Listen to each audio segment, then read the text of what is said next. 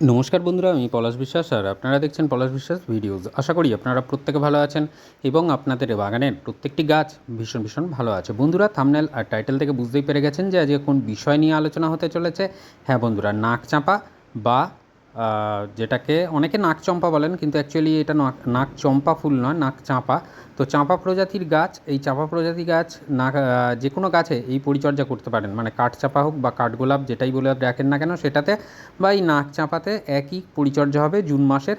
তো আমি সেটাই দেখাবো যে জুন মাসে টবের মাটিতে কোন মিক্সড খাবার দিতে হবে যেটা দেখিয়ে দেবো, আর কোন কোন তরল সার কতদিন ছাড়া ছাড়া দিতে হবে সেটাও দেখিয়ে দেবো এবং বলে দেবো। আর অবশ্যই গাছের পাতায় কী স্প্রে করতে হবে না করতে হবে সমস্তটা বলে দেবো। দেখুন, টবের মাটিতে গাছ করতে গেলে একটু পরিচর্যাটা করতেই হয়। তার কারণটা হচ্ছে টবে সীমিত জায়গা। খাবার যদি আমরা বাইরে থেকে না প্রদান করি তাহলে কিন্তু সেই সীমিত জায়গায় খাবার ঠিকভাবে গিয়ে পৌঁছাবে না, তো গাছ নিতে পারবে না। কিন্তু যাদের জমিতে গাছ আছে তাদের অতটা প্রয়োজন পড়ে না, কারণ মাটির মধ্যে যতদূর ইচ্ছা তারা কিন্তু শিকড় চালিয়ে ফেলে গাছেরা, এবং সেই এখান থেকে তারা খাদ্যটাকে সংগ্রহ করে নেয়। তো টব যেহেতু সীমিত জায়গা, যে খাবারটা আমরা দিই মাটির মধ্যে সেই খাবারটাই ডিকম্পোস্ট হয়ে তৈরি হয় এই গাছেদের জন্য, গাছেদের খাবার জন্য। তো আজকের এটাই কথা যে যে পরিচর্যাটা আমি দেখাবো সেটা স্টেপ বাই স্টেপ সারা জুন মাস ধরে করতে থাকবেন, দেখবেন দুর্দান্ত রেজাল্ট আপনি কিন্তু পেয়ে যাবেন আপনার নাকচাঁপা ফুল গাছ থেকে। তো এই নাকচাঁপা ফুল গাছের কারণ, মানে এই যে নাক চাঁপা মানে অনেকটা সাপের ফোনার মতন এর পাতাগুলো, এই কারণেই সাধারণত নাম হয়েছে নাক চাঁপা। তো যাই হোক, দেখুন গাছটা কিন্তু যথেষ্ট ঝোপালো হয়েছে, এবং যে জায়গা থেকে প্রুনিং করে দিয়েছিলাম 2 থেকে 3টে করে ডাল এসেছে, এবং প্রত্যেকটা ডালে কিন্তু কুঁড়ি আসবে। তো এটা আমার 12 ইঞ্চি একটা টবেতে বসানো রয়েছে। তো যে মানে যদি চান গাছটিকে আরও বড় করতে তাহলে বড় জায়গায় অবশ্যই দিতে হবে। তো যাই হোক, আমার এখানেই গাছটি থাকে, এরপর মানে প্রুনিং কাটাই ছাঁটাই সবটাই আমি দেখিয়েছি ভিডিওতে। যারা পুরনো ভিউয়ার্স তারা জানেন যে কখন কী করতে হয়। তো যাই হোক, এখন জুন মাসের পরিচর্যাটা দেখাচ্ছি, এইভাবে পরিচর্যা করবেন দেখবেন খুব ভালো রেজাল্ট আপনারা পেয়ে যাবেন। তো সবার প্রথমে এই আগাছা দমন, আগাছা তুলে ফেলতে হবে। তো আগাছা টবের মাটিতে থাকতে দিলে চলবে না, কারণ মাটির যে খাবারগুলো সেগুলো কিন্তু তারা খেয়ে শেষ করে দেয়, তো গাছ সঠিক বৃদ্ধি কিন্তু পাবে না। তো এই কারণেই এই আগাছা দমন বা আগাছাটাকে উৎপাটন করে ফেলতে হবে। টবের মিডিয়া সব সময় উচ্চ জল নিকাশিযুক্ত রাখতে হবে যে কোনো গাছের জন্য, কারণ টবের মধ্যে যদি জল হোল্ড হয় তাহলে কিন্তু শিকড় পচে নষ্ট হয়ে যাবে। কিছুদিন আগেই বৃষ্টি হয়েছে, বিক্ষিপ্ত বৃষ্টি কিন্তু মানে সব জায়গাতেই হচ্ছে। তো আমার এখানেও হয়েছে। তো এই যে টবের মাটি থেকে আগাছা উৎপাটনের পর আমরা কিন্তু টবের কিনারা ধরে একটা খালা করে নেব, রিং করে গোল আকারে একটা খালা করে নেব, এবং সেখানেই কিন্তু আমরা খাদ্যটাকে প্রদান করব, যে মিক্সড খাবারটা যেটা দিতে হবে। কতদিন ছাড়া দিতে হবে, এটা কিন্তু মাসে 2বার দিতে হবে। আর টবের মিডিয়াটা দেখুন হাত দিয়েই জাস্ট এরকম চাপ দিলে উঠে যাচ্ছে, মানে এতটাই ঝুরঝুরে এবং হালকা হয়েছে, যেটা ময়েশ্চার মেনটেন করছে আপনারা দেখতেই পাচ্ছেন, কিন্তু হালকা মাটি। তো এরকমই টবের মাটি বানাতে হবে। তো যারা নাকচাপা গাছ বসাবেন তারা কীরকম রেশিওতে কী কী নেবেন আমি একবার বলে দিই। একটা টবের 50% মাটি নিয়ে নেবেন, তার সাথে 30% কম্পোস্ট, সেটা ভার্মি কম্পোস্ট হতে পারে বা 1 বছরের পুরনো গোবর সার হতে পারে। তো একটা টবের 80% ভরে যাবে, ফাঁকা 20% বিল্ডিং কনস্ট্রাকশনের লাল মোটা দানার বালি আপনারা বার 3-4 ধুয়ে মিশিয়ে নেবেন। তো এই নিয়ে বালি মাটি ভার্মি এই দিয়েই গাছ প্রতিস্থাপন করবেন যারা নতুন গাছ প্রতিস্থাপন করবেন। তো দেখুন জুন মাসের যে খাবার, এখানে কী নেওয়া হয়েছে, 1 টেবিল চামচ হাড় গুঁড়ো বা বোনডাস্ট, এটা লেদার মিল বা চামড়া কুচি সার, এটা হাফ টেবিল চামচ পরিমাণে রয়েছে। খুব ভালো কাজ দেয়, যেমন নাইট্রোজেনের সোর্স তেমন কিন্তু প্রচুর মাইক্রোনিউট্রিয়েন্ট আছে এর মধ্যে। তো এটা লেদার মিল নামে পরিচিত, এটা দিতে পারেন। আর হর্নমিল বা শিংকুচি 1 টেবিল চামচ, এটা নিমখোল নিয়েছি হাফ টেবিল চামচ পরিমাণে, 1 টেবিল চামচ সিঙ্গেল সুপার ফসফেট, এবং তার সাথে সাথে লাল রঙের যেটা দেখছেন এটা মিউরেট অফ পটাশ বা লাল পটাশ, এর পরিবর্তে আপনারা সাদা পটাশ বা সালফেট অফ পটাশও ব্যবহার করতে পারেন, বা জৈব পটাশ বা অর্গ্যানিক পটাশ যেটা বলা হয় সেটাও আপনারা ব্যবহার করতে পারেন।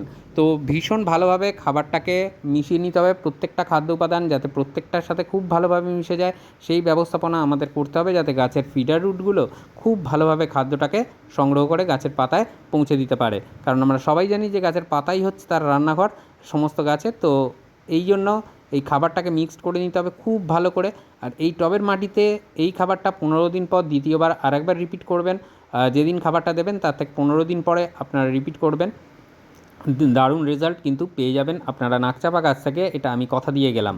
তো এই খাবারটা, মিক্সড খাবারটা টবের কিনারা ধরে তো চারিধার দিয়ে দেবো, দেওয়ার পরে মাটি চাপা দেবো, জল দেবো, যা কাজ যা করণীয় সবটাই করব।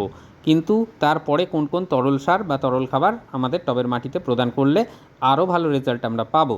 তো এই যে খাবারটা দিচ্ছি দেখুন, এইভাবে কিনারা ধরে দিয়ে দিয়ে মাটি চাপা দিয়ে দেবো, দিয়ে জল দেবো। যেদিন টবের মাটিতে এই মিক্সড খাবার দিলাম তার থেকে ঠিক 3 দিন পরে টবের মাটিতে হিউমিক অ্যাসিড প্রদান করতে হবে। তো হিউমিক অ্যাসিডটা যাদের কাছে লিকুইড ফর্মেশনে আছে তারা নিয়ে নেবেন 1 লিটার জলে 1 ml, আর যাদের কাছে ডাস্ট ফর্মেশনে আছে তারা নিয়ে নেবেন 1 চা চামচ, বা আইসক্রিমের চামচ যেগুলো হয় ছোটো ছোটো সেগুলোর 1/2 চামচ নিলেও হবে। তো এই 1 লিটার জলে তো গুলে নিয়ে তার থেকে আপনারা ওই মোটামুটি 250 ml, 12 ইঞ্চি টব বা 10 ইঞ্চি টবের জন্য 250 থেকে 300 ml তরল আপনারা দিয়ে দেবেন। আর হিউমিক অ্যাসিড কিন্তু 20 দিন ব্যবহারে, 20 দিন ছাড়া আপনারা টবের মাটিতে প্রদান করতে পারেন।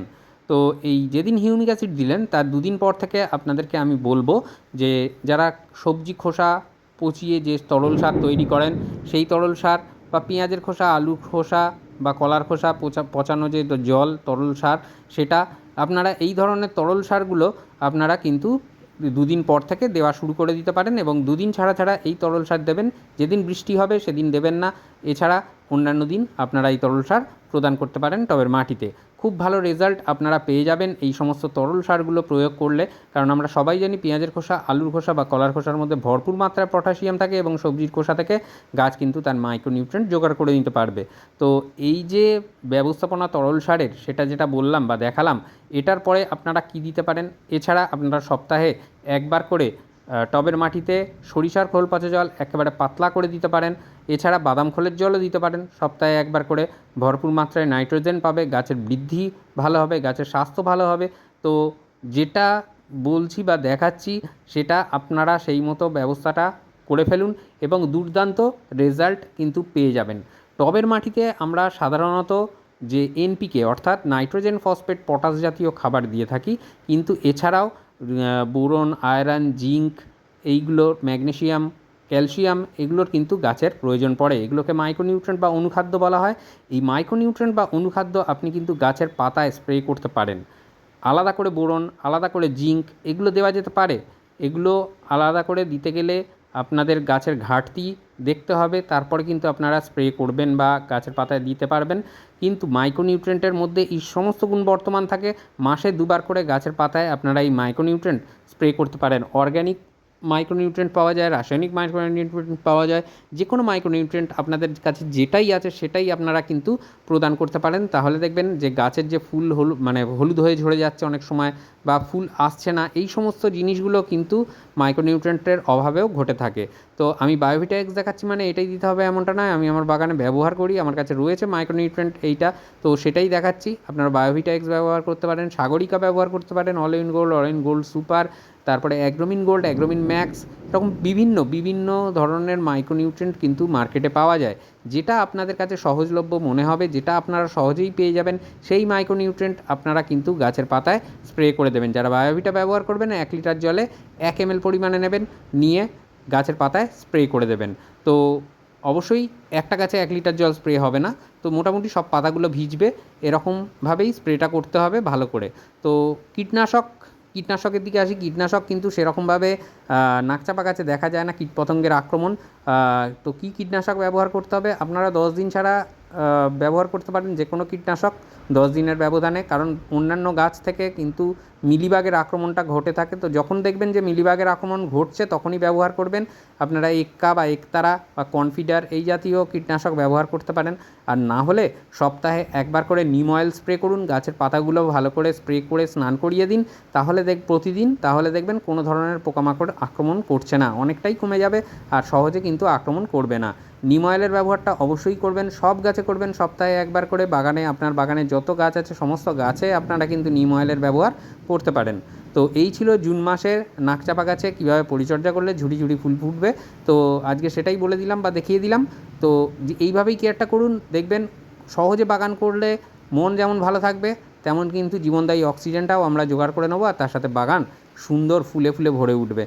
তো আজকের মতো এ পর্যন্তই বন্ধুরা, আবার আসছি আগামীকাল ঠিক সন্ধ্যে 6টায় নতুন কোনো গাছের পরিচর্যা বিষয়ক ভিডিও নিয়ে। ততক্ষণ সকলে সুস্থ থাকুন, ভালো থাকুন, প্রচুর পরিমাণে গাছ লাগানোর পাশাপাশি দেখতে থাকুন পলাশ বিশ্বাস ভিডিওস। মন থাক চিরসবুজ, পৃথিবী হোক সবুজময়। হ্যাপি গার্ডেনিং বন্ধুরা, খুব ভালো থাকবেন সকলে। নমস্কার। আর হ্যাঁ, একটা কথা বলে যাব যে আমাদের কথা ভেবে অবশ্যই আমাদের ভবিষ্যৎ প্রজন্মের কথা আমাদের ভেবে কিন্তু বাগান করতে হবে। ব্যাস এইটুকুনি। নমস্কার।